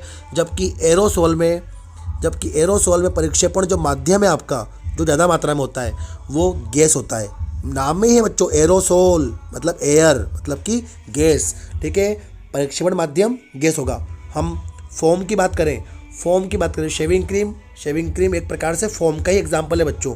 इसमें परीक्षित प्रावस्था गैस होती है। देखो उल्टा हो गया बच्चों, एरोसोल में माध्यम गैस था, यहाँ फोम में परीक्षित प्रावस्था गैस है। जबकि फोम में परिक्षेपण माध्यम होता है द्रव। कैसा होता है बच्चों? द्रव। शेविंग क्रीम इसका एग्जाम्पल है बच्चों, याद रख सकते हैं इसे आप। अगला क्वेश्चन है बच्चों, पेप्टन किसे कहते हैं? पेप्टन कह दो, पेप्टीकरण कह दो। सीधी सी बात है बच्चों कि है ना, अगर किसी ताज़ा बने अवक्षेप को आपको कोलाइडी विलयन में परिवर्तित करना है ना, ताज़ा बने अवक्षेप को आपको कोलाइडी विलयन में परिवर्तित करना है। तो ताज़ा बने अवक्षेप को कोलाइडी विलयन में परिवर्तित करने का प्रक्रम पेप्टीकरण कहलाता है। ताज़ा बने अवक्षेप को कोलाइडी विलयन में परिवर्तित करने का प्रक्रम पेप्टीकरण या पेप्टन कहलाता है। नेक्स्ट प्रश्न देखिए बच्चों, अगला प्रश्न नंबर आपका 29वां प्रश्न है। क्लोरीन के 4 ऑक्सी अम्लों के रासायनिक सूत्र दीजिए। बच्चों केवल सूत्र पूछे हैं। पहला HOCl, दूसरा HOClO, तीसरा HOClO2। आप कुछ भी नहीं करना है बच्चों, एक एक O पीछे बढ़ाते जाना है। 4 नाम लिख दिए मैंने यहाँ पर, HOCl, HOClO, HOClO2, HOClO3। नाम नहीं पूछे हैं बच्चों, फिर भी इसका नाम हाइपोक्लोरस अम्ल है, इसका नाम क्लोरस अम्ल है, इसका नाम क्लोरिक अम्ल है, इसका नाम परक्लोरिक अम्ल है। ओके बच्चों, नेक्स्ट अगला प्रश्न नंबर ब। उत्कृष्ट गैस समूह का सामान्य, अरे उत्कृष्ट मतलब आपसे वर्ग 18 की बात की है बच्चों, वर्ग 18 की। और सामान्य इलेक्ट्रॉनिक विन्यास होता है क्या? NH2NP6, NH2 सामान्य पूछा है, NH2NP6। पर बच्चों इसका अपवाद है एक, हीलियम इसका अपवाद हो कि हीलियम का विन्यास 1s2 होता है। ठीक है बच्चों, याद रखना है आपको। आगे प्रश्न क्या पूछा है, वो भी देखें आप कि चुंबकीय अनुनाद प्रतिबिंब मतलब कि MRI, मैग्नेटिक रेजोनेंस इमेजिंग में इस समूह का कौन सा तत्व उपयोगी है? तो बच्चों यहाँ पर आपका द्रव हीलियम, कौन सा? द्रव हीलियम उपयोगी है। याद रखें, हीलियम आपका सबसे ऊपर है इस वर्ग में, वो उपयोगी है हीलियम, द्रव हीलियम। MRI में काम आता है बच्चों ये। अगला प्रश्न बच्चों, प्रश्न नंबर C2H5OH की PCl3 व PCl5 से पृथक पृथक रासायनिक समीकरण लिखें। बहुत सीधा प्रश्न है बच्चों। C2H5OH बच्चों, C2H5OH की क्रिया जब आप PCl3 से करेंगे तो आपको तो एल्कोहल को आपको 3 बार लेना पड़ेगा। एल्कोहल को आपको 3 बार लेना पड़ेगा, जिससे आपको बनेगा क्या, C2H5Cl 3 बार बनेगा और साथ में बनेगा बच्चों क्या, H3PO3। साथ में क्या बनेगा, H3PO3। PCl3 फास्फोरस ट्राइक्लोराइड की क्रिया एथेनॉल से करने पर क्या बनेगा, एथिल क्लोराइड बनेगा, पर 3 अणु बनेंगे। इसी प्रकार देखिए बच्चों आप, जब यही क्रिया अपन C2H5OH की PCl5 से करते हैं, फास्फोरस पेंटाक्लोराइड से करते हैं, उत्पाद सेम बनता है। एक बार क्या बनता है, C2H5Cl एथिल क्लोराइड के लो या क्लोरो एथेन के लो, ये बनता है बच्चों। साथ में POCl3 बनता है, फास्फोरस ऑक्सीक्लोराइड, साथ में HCl बनता है। ओके बच्चों, नेक्स्ट अगले विक्रिया देखिए बच्चों, अथवा वाला प्रश्न है इसका। सल्फर के 4 ऑक्सी अम्लों के रासायनिक सूत्र लिखिए। सल्फर के 4 ऑक्सी अम्लों के रासायनिक सूत्र लिखिए बच्चों। सबसे पहला देखिए, आप क्रम से देखना, वहाँ हमने क्लोरीन के लिखे थे, यहाँ सल्फर के पूछे, H2SO3। इसे कहते हैं सल्फ्यूरस अम्ल। फिर देखिए बच्चों, H2SO4, इसको बोलते हैं सल्फ्यूरिक अम्ल। फिर देखिए बच्चों, H2S2O7, इसको बोलते हैं बच्चों ओलियम। इसको बोलते हैं क्या, ओलियम। आप इसको पायरो सल्फ्यूरिक अम्ल भी कहते हैं। और फिर देखिए बच्चों लास्ट H2S2O8, इसको बोलते हैं परऑक्सो डाई सल्फ्यूरिक अम्ल। देखिए इसका अगला प्रश्न ब वाला, कैल्कोजन समूह का, अरे मतलब आपका वर्ग 16, इस वर्ग 16 के तत्वों का सामान्य इलेक्ट्रॉनिक विन्यास पूछा है। कैल्कोजन का मतलब वर्ग 16 होता है बच्चों, NH2NP4। ऑक्सीजन परिवार भी कहते हैं इसको, NH2NP4। ये इसका क्या है, इलेक्ट्रॉनिक विन्यास है बच्चों। साथ में एक प्रश्न पूछा है बच्चों, एप्सम लवण का सूत्र होता है बच्चों MgSO4.7H2O। ठीक है बच्चों, नेक्स्ट प्रश्न है अगला। अमोनिया एक लुईस क्षार की तरह व्यवहार करता है। अमोनिया एक लुईस क्षार की तरह करेगा ना, बिल्कुल। अमोनिया का स्ट्रक्चर बच्चों ऐसा होता है, यहाँ हाइड्रोजन,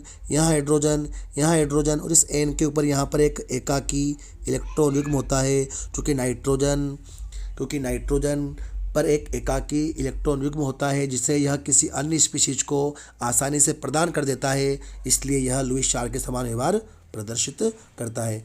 चलिए बच्चों, अंतिम प्रश्न है, 30वां प्रश्न है इसका।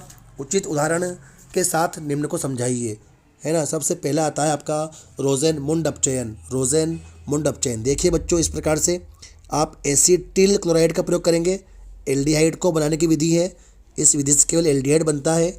एसिटिल क्लोराइड नाम है इसका, एसिटिल क्लोराइड। इसका हाइड्रोजनीकरण करें या अपचयन करें। तीर के ऊपर पीडी उत्प्रेरक है आपका, और साथ में बेरियम सल्फेट ये उत्प्रेरक विष का कार्य करता है, BaSO4। इस Cl के साथ H बाहर निकल जाएगा बच्चों, और ऐसा होने से हमें प्राप्त होगा क्या, CH3CHO प्लस HCl। इस प्रकार से हमें प्राप्त होता है एसिटिल्डिहाइड। इसे बोलते हैं रोजेनमुंड अपचयन। नेक्स्ट है गाटरमान कोख अभिक्रिया। देखें बच्चों, इस प्रकार से आप बेंजीन लेंगे सभी क्रिया में। इस बेंजीन की क्रिया कार्बन मोनोऑक्साइड से करेंगे, साथ में HCl लेंगे। तो ऐसा करने पर आप इसका तीर के ऊपर लिखेंगे निर्जल AlCl3 की उपस्थिति में क्रिया होगी बच्चों। ये HCl जो है, आप चाहे तो इसको आप तीर के चिन्ह के ऊपर भी लिख सकते थे बच्चों। यहाँ पर ये CO समूह जो है ना, CO समूह ये बेंजीन के ऊपर आ जाएगा। ये कार्बन मोनोऑक्साइड है, ये CO समूह कार्बोनिल समूह है, ये यहाँ बेंजीन के ऊपर आ जाएगा। और बेंजीन के ऊपर आने से जो बेंजीन का H है वो कार्बन से साथ जुड़ जाएगा। इस प्रकार से बनेगा बेंजेल्डिहाइड। इसे बोलते हैं गाटरमान कोख अभिक्रिया। अगला प्रश्न देखिए बच्चों, उचित उदाहरण के साथ निम्न को समझाइए। प्रश्न है हमारा क्लीमेंशन अपचयन। एल्डिहाइड भी दर्शाता है, कीटोन भी दर्शाता है। मैं आपको एल्डिहाइड के एग्जाम्पल से इसको बताता हूँ कि CH3 C डबल बंद O, ये H, ये आपका एल्डिहाइड है, एसीटेल्डिहाइड बोलते हैं, एथेनेल बोलते हैं। जब इसका अपचयन आप ZnHG, याद रखें क्लीमेंशन अपचयन में आपको ZnHG और साथ में सांद्र HCl, सांद्र कंसनट्रेट HCl का प्रयोग करना पड़ता है। ये आपका उत्प्रेरक है जो आपको याद रखना है। जब इन उत्प्रेरकों की उपस्थिति में एल्डिहाइड का अपचयन करते हैं बच्चों, तो ये O जो है ना, O ये जल H के साथ जल के रूप में बाहर निकल जाती है, अर्थात H2O बाहर निकलता है। और इस H2O के बाहर निकलने से हमें एल्केन प्राप्त होती है, एल्केन, एथेन प्राप्त होती है, एथेन प्राप्त होती है। ठीक है बच्चों। नेक्स्ट है आपकी स्टीफेन अभिक्रिया। स्टीफेन अभिक्रिया, इस अभिक्रिया में आपको एल्किल साइनाइड देना पड़ेगा, एल्किल साइनाइड। मैंने मेथिल साइनाइड का प्रयोग किया है। इस मेथिल साइनाइड की क्रिया का अपचयन करते हैं जब अपन, इस मेथिल साइनाइड का अपचयन करते हैं अपन बच्चों SnCl2 की उपस्थिति में, SnCl2 और HCl की उपस्थिति में। तो बच्चों ये C ट्रिपल बॉन्ड N में से एक बंध टूटता है। ऐसा होने से यहाँ देखिए बच्चों CH3 CH double bond NH बनेगा। इसको बोलते हैं बच्चों इमीन, इसको बोलते हैं क्या, इमीन। इसको एसीटेल्डीमीन भी कहते हैं। और इस एसीटेल्डीमीन का बच्चों आगे जब जल अपघटन करें अम्लीय माध्यम में, तो ये बंध यहाँ से टूट जाता है। ये बंध, इस डबल बंध कैसे टूट जाता है, ये NH जो है ना, NH ये 2 H से क्रिया कर लेता है, NH3 बाहर निकलता है और ये O, ये CH3CH पा जाती है, अर्थात क्या बन जाता है, एसिटिल्डिहाइड, एक बन जाता है आपका अमोनिया। इसे बोलते हैं अपन स्टीफेन अभिक्रिया। ठीक है बच्चों, उम्मीद है आपको इस पेपर को सोल्व करने में सहायता मिलेगी। वीडियो को देखने के लिए आपका बहुत धन्यवाद।